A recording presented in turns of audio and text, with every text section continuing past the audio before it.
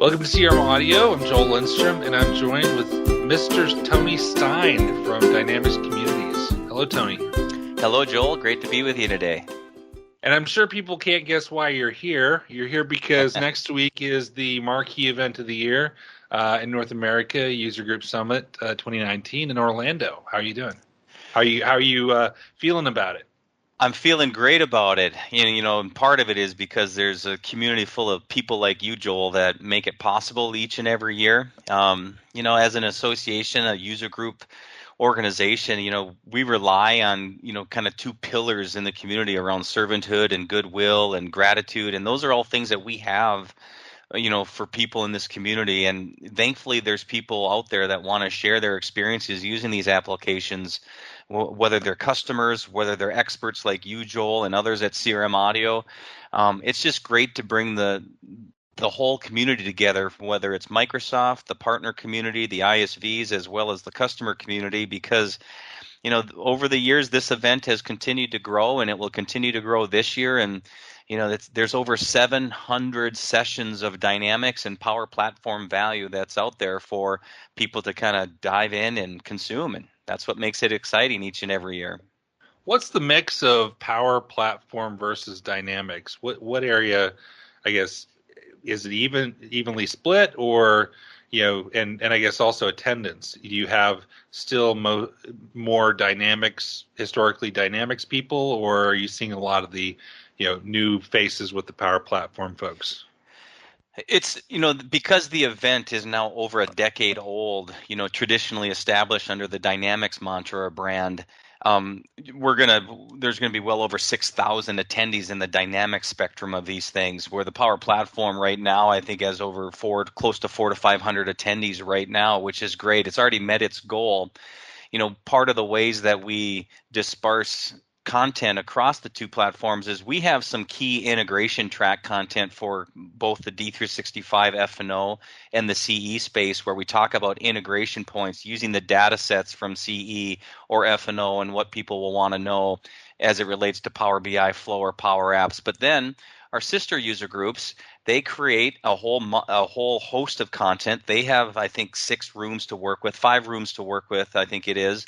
And so 5 rooms over the course of 12 breakout sessions in 3 days, they're adding another 60 plus sessions of content solely dedicated to Flow, Power Apps, and Power BI that's intended to be really specific to those applications, whether you govern it, extend it. I think their tracks are act, build upon it, govern it, those sorts of things.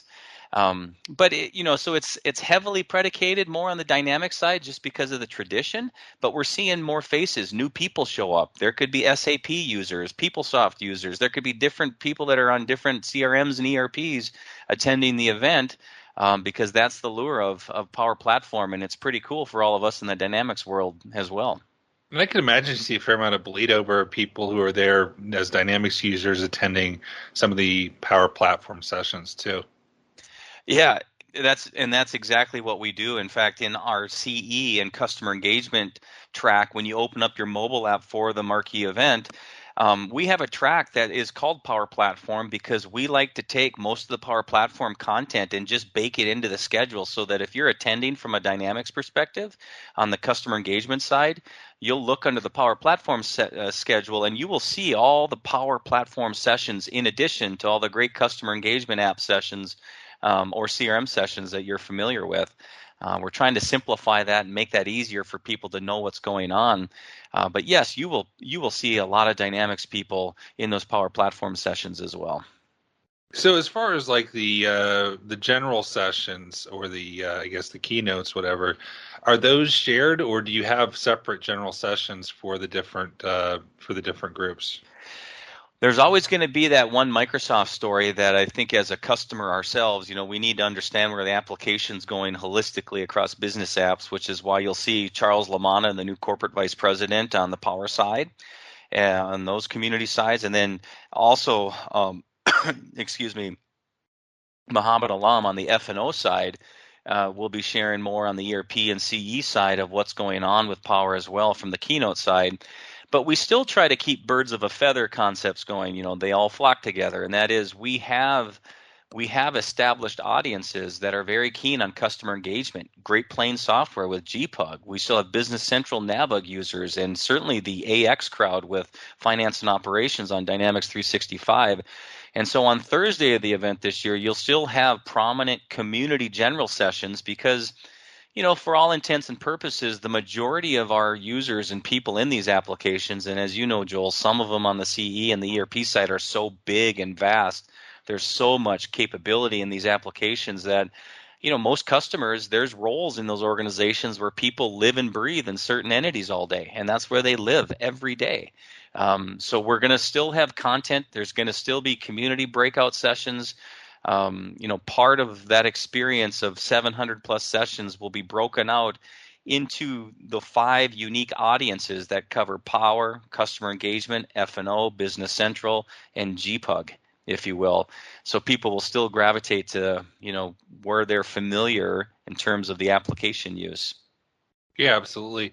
I noticed a couple of changes you're making this year. One that I think is great is you're recording a bunch of the sessions. I think one of my sessions is going to be recorded.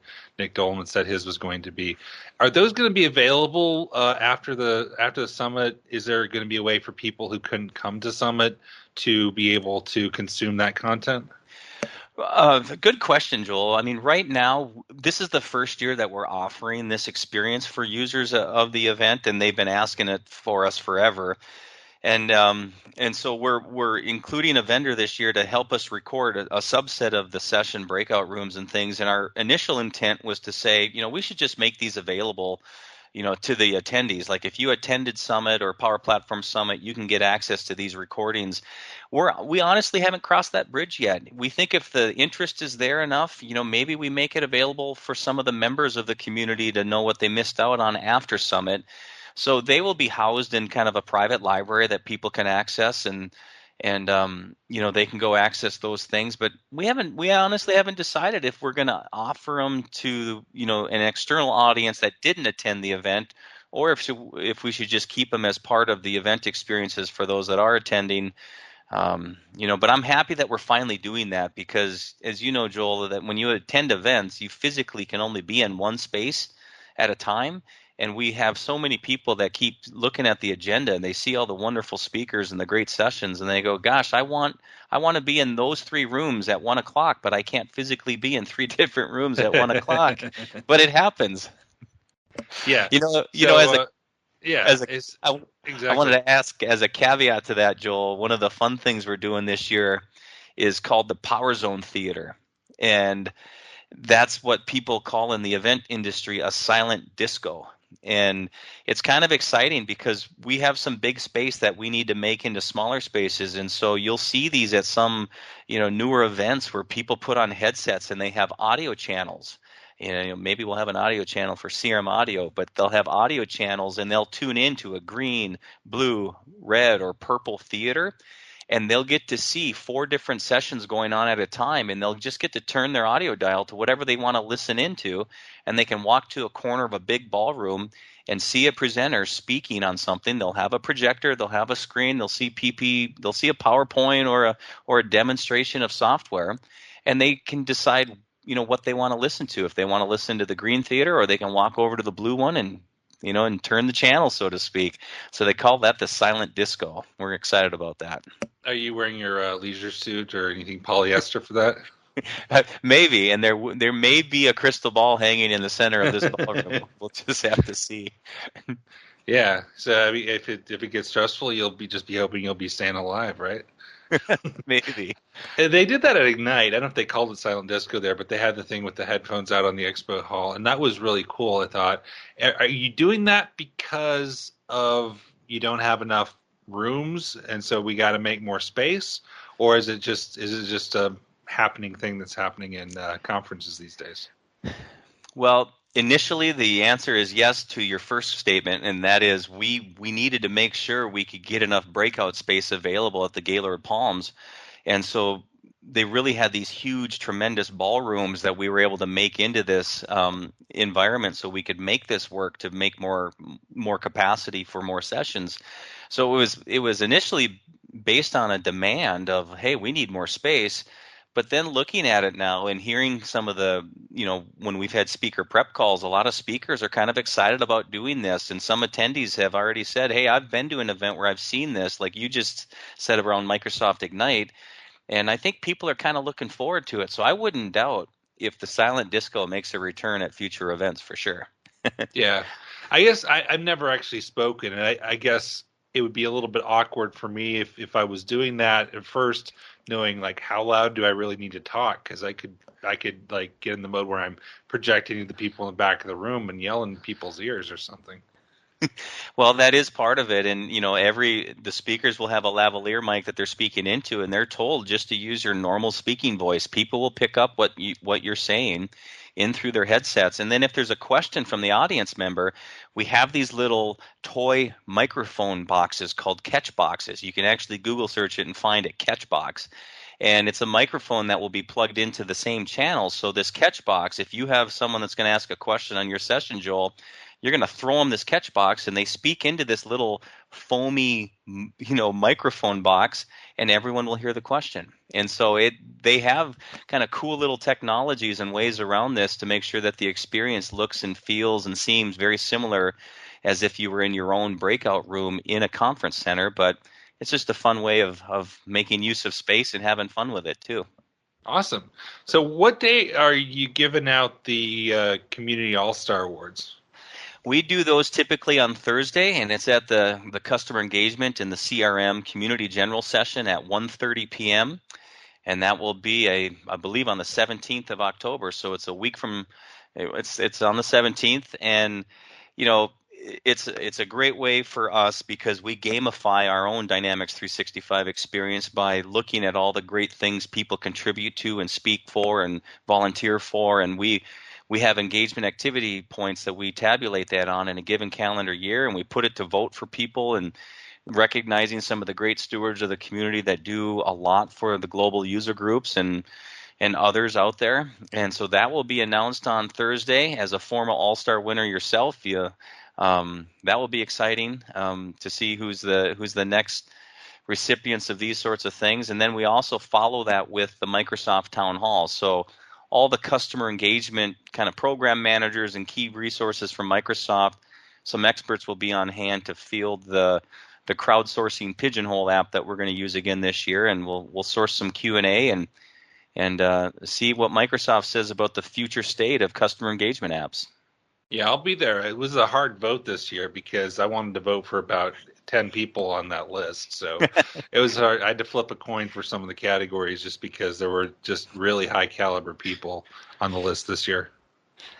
They are, and that's what makes it hard. I've been around this now for a decade as part of the CRM and the customer engagement user groups, and I've seen so many wonderful people throughout the years that continue to elevate others. And we almost don't have enough awards to give out to everyone. And it's exciting though for us as we grow as a global user group, as these events have gotten bigger. It's given us the ability to invest into growing the global user groups, Joel, where we're doing things in Europe now more formally.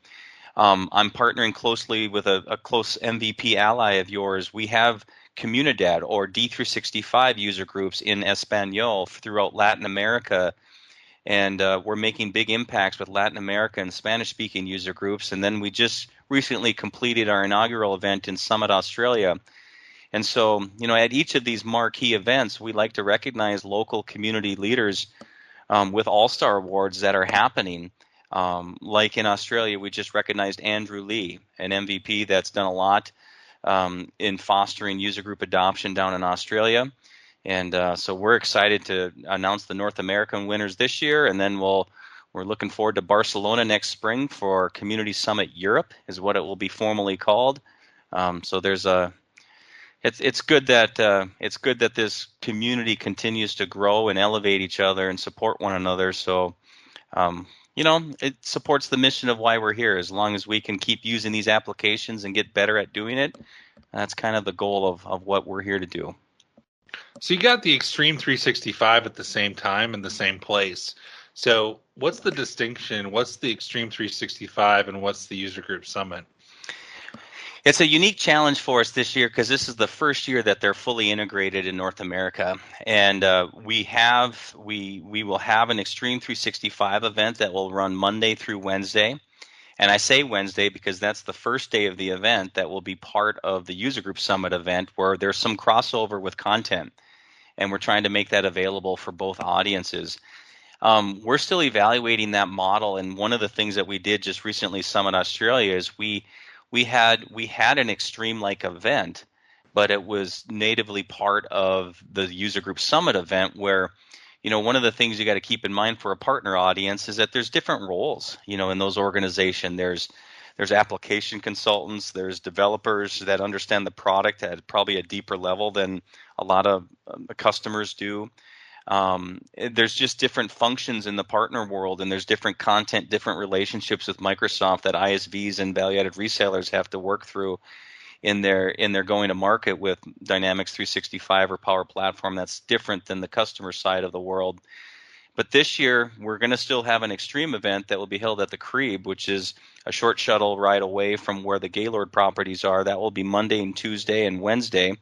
Wednesday will be a crossover day where everyone that was part of Extreme can take part in that Wednesday day of Summit for Wednesday, Thursday, Friday. It's part of it is that they need to get the keynote address as well from Charles Lamanna and Muhammad Alam on Wednesday, which is the 16th. Yeah, that's Wednesday. Yep. So it's going to be.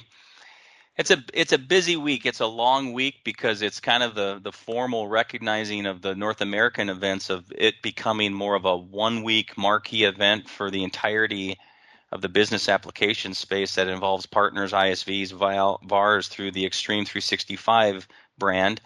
And as that's come closer to the user groups now, with it formally being part of Dynamic Communities, we want to make sure that we still honor the value of that event and what's happened with it, and making sure we're serving the audiences that are interested in that content.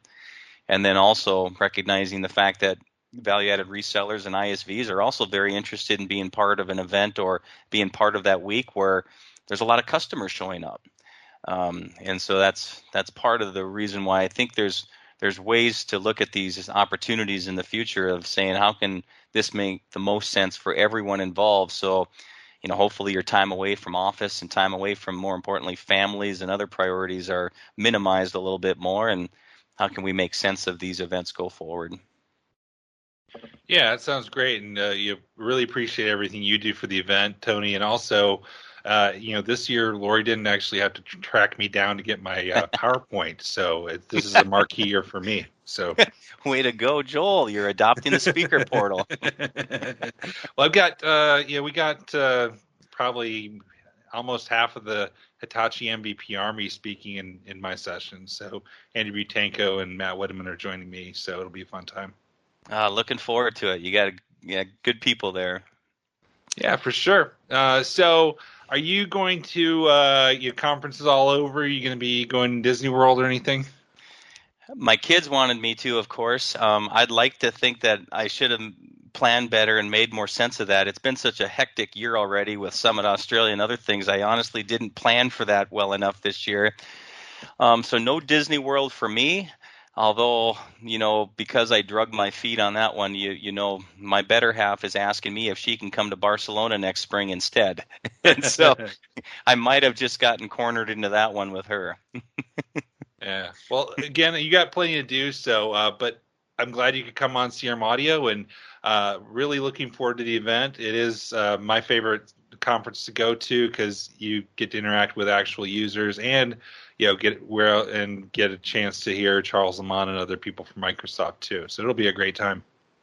Going to be great, Joel. Thanks for having me, and we appreciate CRM Audio, and thanks for all that you do with the CRM tipsters out there as well.